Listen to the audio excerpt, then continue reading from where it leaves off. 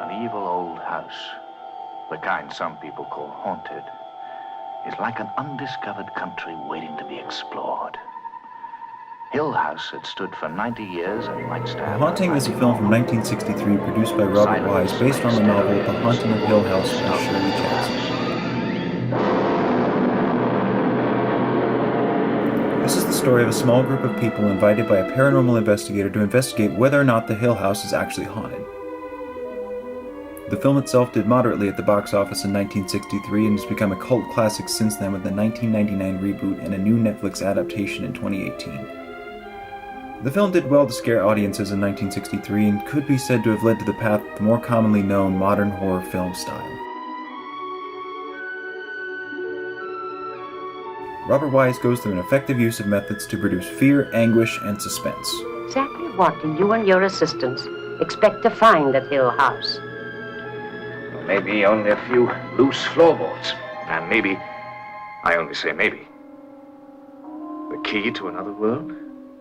Robert Wise used an interior set shot at MGM British Studios with the help of design by Elliot Scott, who Wise considered a huge contribution to the making of The Haunting. Even though it was a set, Wise insisted that there be ceiling in all rooms to create a sense of claustrophobia. I'm like a small creature swallowed whole by a monster. The monster feels my tiny movements inside. Even with the crop bars, he uses the ceiling to create a sense that the characters are trapped. He also attempts to make the audience feel trapped by adding a series of shots to make us lose a sense of what room we're in and where the characters are headed.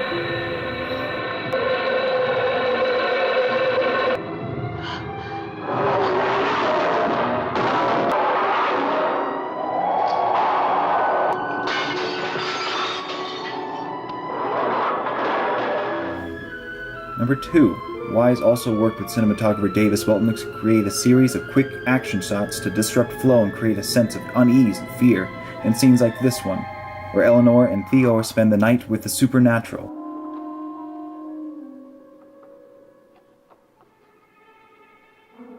Or later, as she ascends the staircase and begins to slip.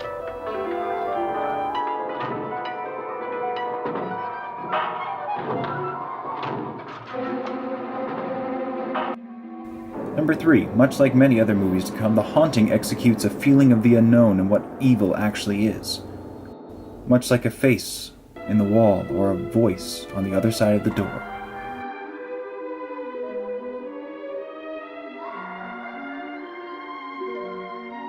Number 4. By far my favorite part of the whole movie is the feeling that you and the characters are being watched the whole time.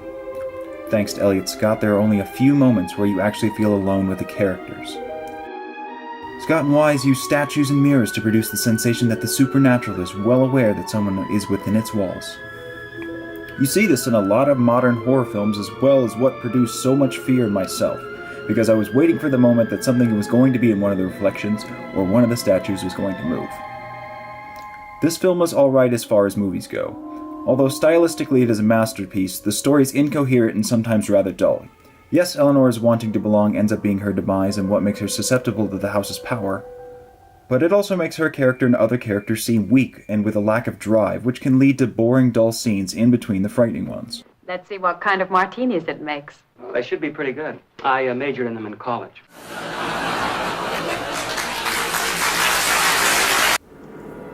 Although the story is lackluster, the production of this film is far beyond movies prior to this and would be an absolute lie to say that this film was not an inspiration to what we currently call modern horror.